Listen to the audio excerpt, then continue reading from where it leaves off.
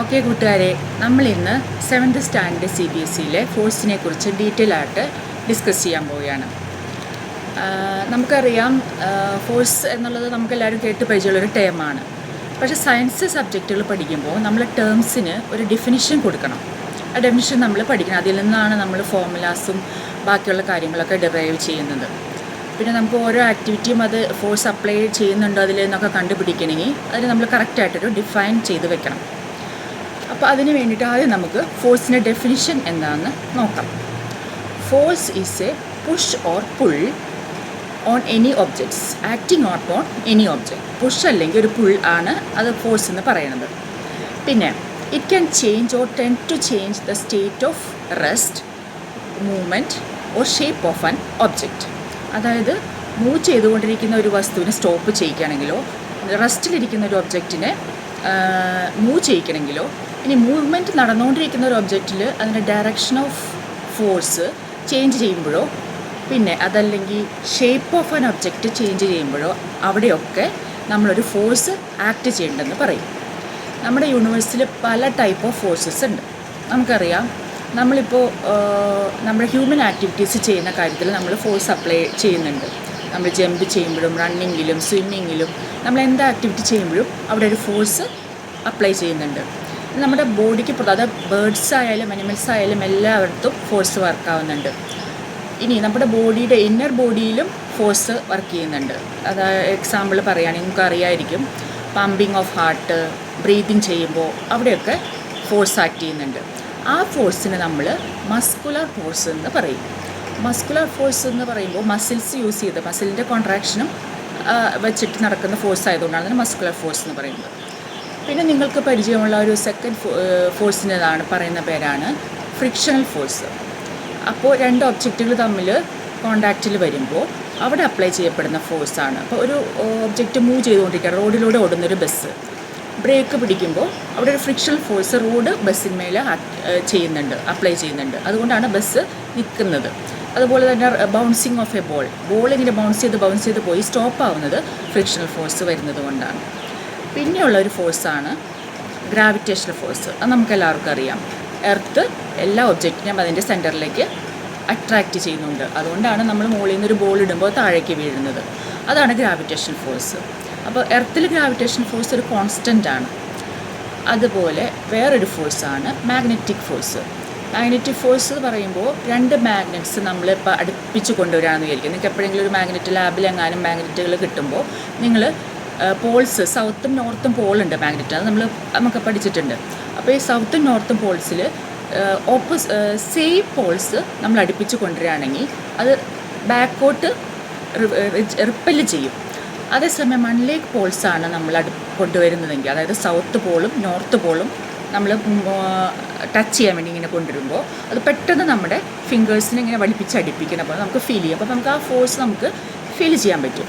അതാണ് magnetic force. അതുപോലെ തന്നെ ഒരു മാഗ്നറ്റിക് മെറ്റീരിയലിൻ്റെ അടുത്ത് കൊണ്ടുപോയാലും ഇതേ ഫോഴ്സ് നമുക്ക് കാണാൻ പറ്റും. അത് ഇരുമ്പിൻ്റെ ഏതെങ്കിലും കഷ്ണങ്ങളോ ആണിയോ അല്ലെങ്കിൽ മാഗ്നറ്റിക് തരികളിൽ നമ്മൾ മണ്ണിൽ നിന്ന് എടുക്കുന്നത്, അതൊക്കെ നമ്മളൊരു പേപ്പറിലിട്ടിട്ട് അടിയിൽ കൂടെ ഒരു മാഗ്നറ്റ് ചലിപ്പിച്ചാൽ അതിങ്ങനെ നമ്മുടെ മാഗ്നറ്റ് കൂടെ വരണം. നമ്മൾ ചെറുപ്പത്തിലൊക്കെ ചെയ്ത് നോക്കുന്ന ഒരു ആക്ടിവിറ്റിയാണ്.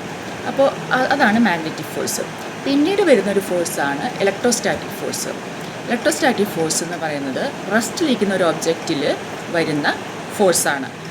റെസ്റ്റിലിരിക്കുന്ന ഒരു ഫോഴ്സ് എക്സാമ്പിൾ പറയാം. നമുക്കൊരു ആക്ടിവിറ്റി ചെയ്ത് നോക്കാം. നിങ്ങൾക്ക് വീട്ടിൽ ചെയ്ത് നോക്കാൻ പറ്റുന്ന ഒരു ആക്ടിവിറ്റി എന്താണെന്ന് വെച്ച് കഴിഞ്ഞാൽ, ഇപ്പോൾ നിങ്ങളൊരു സ്കെയിൽ എടുക്കുക. സ്കെയിൽ എടുത്തിട്ട് ആ സ്കെയിൽ ഒരു പൊളിത്തീനിൽ റബ്ബ് ചെയ്യാം. എന്നിട്ട് കുറച്ച് പീസസ് ഓഫ് പേപ്പർ വെറുതെ ഇങ്ങനെ ടേബിളിൽ ഇടാം. കുറച്ച് നേരം റബ്ബ് ചെയ്തിട്ട് വേറെ എങ്ങും ടച്ച് ചെയ്യാതെ ഈ സ്കെയിൽ ഈ പേപ്പർ പീസസിൻ്റെ മുകളിൽ പിടിച്ച പേപ്പർ പീസസ് സ്കെയിലുമേ സ്റ്റിക്കാവും. കുറച്ച് നേരം അത് ഒട്ടിപ്പിടിച്ചിരിക്കും. ഒരു കുറച്ച് നിമിഷം കഴിയുമ്പോൾ അത് റിലീസാവുകയും ചെയ്യും. കുറച്ച് നേരത്തേക്കുള്ളൂ അതിൻ്റെ ആ ഒരു അട്രാക്ഷൻ. ഇതിന് കാരണം നമ്മൾ പൊളിത്തീൻ സ്കെയിലിൽ റബ്ബ് ചെയ്യുമ്പോൾ അവിടെ കുറച്ച് ചാർജ്ഡ് പാർട്ടിക്കിൾസ് ഉണ്ടാകുന്നുണ്ട്. അത് ഈ പേപ്പർ കഷ്ണങ്ങളെ അട്രാക്റ്റ് ചെയ്യുന്നതാണ്. സ്റ്റാറ്റിക് എന്നുള്ള വേർഡിൻ്റെ മീനിങ് സ്റ്റേഷനറി എന്നാണ്. ഇലക്ട്രിസിറ്റി എന്ന് പറഞ്ഞാൽ ഫ്ലോയിങ് കറണ്ടാണ്, ഫ്ലോ ചെയ്യുന്നതാണ്. ഇത് ഫ്ലോയിങ് ചാർജാണ് ഇലക്ട്രിസിറ്റി. ഇത് സ്റ്റേഷനറി ആയിട്ടുള്ള ഒബ്ജക്റ്റുകളിലാണ് ഇത് ആപ്ലിക്കബിൾ. അപ്പോൾ നമ്മൾ അതൊക്കെ ഫോഴ്സിനെ കുറിച്ച് പഠിച്ചു. നമ്മൾ പഠിച്ചു മസ്കുലർ ഫോഴ്സ് ഉണ്ട്, പിന്നെ എന്താ പറയുന്നത്, നമ്മൾ ഫ്രിക്ഷണൽ ഫോഴ്സ് ഉണ്ട്, പിന്നെ മാഗ്നറ്റിക് ഫോഴ്സ് ഉണ്ട്, ഇലക്ട്രോസ്റ്റാറ്റിക് ഫോഴ്സ് ഉണ്ട്, ഗ്രാവിറ്റേഷണൽ ഫോഴ്സ് ഉണ്ട്. പിന്നെ ഒരു സെപ്പറേറ്റ് ഫോഴ്സ് വർക്ക് ചെയ്യുന്നത് ലിക്വിഡിലാണ്, അത് ബയോയൻ ഫോഴ്സ് എന്ന് പറയും. അത് നമ്മൾ ലാസ്റ്റ് നോക്കാം. ഇപ്പോൾ ഇത്രയും പറഞ്ഞ കാറ്റഗറിയിൽ നമുക്ക് ഈ ഫോഴ്സുകളെ രണ്ടായിട്ട് ഡിവൈഡ് ചെയ്യാം. 2 ടൈപ്സ് ഓഫ് ഫോഴ്സസ് ഉണ്ടെന്ന് പറയാം. അതായത് കോണ്ടാക്ട് ഫോഴ്സും നോൺ കോണ്ടാക്ട് ഫോഴ്സും. കോണ്ടാക്ട് ഫോഴ്സിൻ്റെ ഇതിൽ പെടുന്ന ഇത് വരുന്നതാണ് മസ്കുലർ ഫോഴ്സും പിന്നെ ഫ്രിക്ഷണൽ ഫോഴ്സും. ഫ്രിക്ഷണൽ ഫോഴ്സിന് പിന്നെയും കുറച്ച് ഡിവിഷൻസ് ഉണ്ട്. അതായത് സ്ലൈഡിങ് ഫ്രിക്ഷൻ ഉണ്ട്, റോളിംഗ് ഫ്രിക്ഷൻ ഉണ്ട്. സ്ലൈഡിങ് ഫ്രിക്ഷൻ എന്ന് പറഞ്ഞാൽ ചെരിഞ്ഞിരിക്കുന്ന ഒരു പ്രതലത്തിൽ കൂടെ നമ്മൾ സ്ലൈഡ് ചെയ്ത് വരുമ്പോഴുള്ള ഫ്രിക്ഷൻ. റോളിംഗ് ഫ്രിക്ഷൻ എന്ന് പറയുമ്പോൾ ബോൾ ഇങ്ങനെ ബൗൺസ് ചെയ്ത് റോൾ ചെയ്ത് പോകുന്ന ഫ്രിക്ഷൻ. ഇപ്പോൾ വീൽസൊക്കെ റോൾ ചെയ്ത് പോകുന്ന ഫ്രിക്ഷൻ. അതിനെക്കുറിച്ചൊക്കെ ഡീറ്റെയിൽ ആയിട്ട് നിങ്ങൾ വലിയ വലിയ ക്ലാസ്സുകളിൽ പഠിക്കും. അപ്പോൾ നമുക്ക് ജസ്റ്റ് ഇത്രയും ജനറലായിട്ട് അറിഞ്ഞാൽ മതി. ഇനി നമുക്ക് ഇതിന് ഓരോന്നിനും എക്സാമിന് ചോദിക്കാൻ സാധ്യതയുണ്ട്. എക്സാമ്പിളുകൾ വെച്ചിട്ട് അത് ഏത് ടൈപ്പ് ഓഫ് ഫോഴ്സാണെന്ന് ചോദിക്കാം. അപ്പോൾ ഈ ഫ്രിക്ഷണൽ ഫോഴ്സിലൊരു കാര്യം ശ്രദ്ധിക്കാനുള്ളതെന്ന് വെച്ചാൽ സർഫേസ് കോണ്ടാക്റ്റ് വരുന്ന സർഫേസിൻ്റെ എന്താ പറയുക സ്റ്റഫ് അനുസരിച്ച് നമുക്കതിൻ്റെ ഫ്രിക്ഷനിൽ വ്യത്യാസം വരും. മിനുസമുള്ള പ്രതലമാണെങ്കിൽ ആ ഫ്രിക്ഷൻ അവിടെ വളരെ കുറവായിരിക്കും. റഫ് സർഫേസസ് ഒക്കെ ആണെങ്കിൽ അവിടെ നല്ല ഫ്രിക്ഷൻ ഉണ്ടാവും. അതുകൊണ്ടാണ് നമ്മൾ പറയുന്നത് വെറ്റായിട്ടുള്ള റോഡുകളിൽ വണ്ടി മൂവ് ചെയ്യുമ്പോൾ നമുക്ക് ബ്രേക്ക് പിടിച്ചാൽ പെട്ടെന്ന് ബ്രേക്ക് കിട്ടില്ല എന്ന് പറയുന്നത്. സ്ലോയിൽ പോകാൻ പറയുന്നതിൻ്റെ കാര്യം അതാണ്. അവിടെ വെള്ളം വരുമ്പോൾ അവിടെ കുറച്ച് മിനുസം വരും. അതുപോലെ തന്നെ പിന്നെ നിങ്ങൾ ശ്രദ്ധിച്ചിട്ട് വളവത്തൊക്കെ റോഡ് നല്ല പരിക്കനായിട്ട് ടാർ ചെയ്യും. അതിന് കാരണം ഫ്രിക്ഷണൽ ഫോഴ്സ് കൂടുതൽ കിട്ടാൻ വേണ്ടിയിട്ടാണ്, വണ്ടി വളവത്തൊക്കെ തിരിഞ്ഞു പോകുമ്പോൾ. അപ്പോൾ അതൊക്കെയാണ് നമ്മളെ ഡെയിലി ലൈഫിൽ നിന്ന് നമുക്ക് എടുക്കാൻ പറ്റുന്നത്. അപ്പോൾ നമ്മൾ പറഞ്ഞു ഫോഴ്സിന് 3 ക്രൈറ്റീരിയ ഉണ്ട്. 4 ക്രൈറ്റീരിയ. ഒന്ന് റെസ്റ്റിലിരിക്കുന്ന ഒരു ഒബ്ജക്റ്റിനെ മൂവ് ചെയ്യിക്കാം, മൂവ്മെൻറ്റിലിരിക്കുന്ന ഒരു ഒബ്ജക്റ്റിനെ റെസ്റ്റിലേക്ക് ആക്കാം, പിന്നെ മൂവ്മെൻറ്റിലിരിക്കുന്ന ഒരു ഒബ്ജക്റ്റിൻ്റെ ആക്സിലറേഷൻ കൂട്ടാം അല്ലെങ്കിൽ സ്പീഡ് കൂട്ടാം. അതിനിപ്പോൾ എക്സാമ്പിൾ പറയുകയാണെങ്കിൽ ക്രിക്കറ്റർ ബോൾ ചെയ്തു, ബാറ്റ്മാൻ ബാറ്റ് ചെയ്യുന്ന ആൾ അത് കിക്ക് ചെയ്യുന്നു, വീണ്ടും സ്ട്രൈക്ക് ചെയ്യുമ്പോൾ അതിന് ഡയറക്ഷൻ ചേഞ്ച് ചെയ്യാണ്. അവിടെ ഒരു ഫോഴ്സ് നമ്മൾ അപ്ലൈ ചെയ്തു. അത് നമുക്ക് എക്സാമ്പിളായിട്ട് പറയാം. പിന്നെ പറയുന്നത് ഷേപ്പ് ഓഫ് ആൻ ഒബ്ജക്റ്റ്, അത് മാറ്റാം. അപ്പോൾ നമ്മൾ റബ്ബർ ബാൻഡ് നമ്മൾ സ്ട്രെച്ച് ചെയ്യുമ്പോൾ അവിടെ ഒരു ഫോഴ്സ് അപ്ലൈ ചെയ്യുന്നുണ്ട്.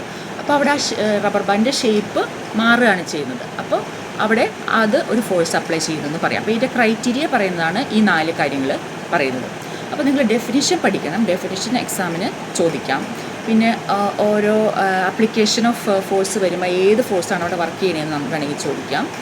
പിന്നെ ഫിസിക്സിലെ ടേംസിനൊക്കെ ഒരു യൂണിറ്റ് ഉണ്ടാവും, ഇൻ്റർനാഷണലി റെക്കഗ്നൈസ്ഡ് യൂണിറ്റ് ഉണ്ടാവും. അപ്പോൾ നമ്മൾ ഫോഴ്സിൻ്റെ യൂണിറ്റായിട്ട് പറയുന്നത് ന്യൂട്ടനാണ്. പിന്നെ അത് നമ്മൾ ഡിനോട്ട് ചെയ്യുന്നത് ക്യാപിറ്റൽ N ആയിട്ടാണ് ഡിനോട്ട് ചെയ്യുന്നത്.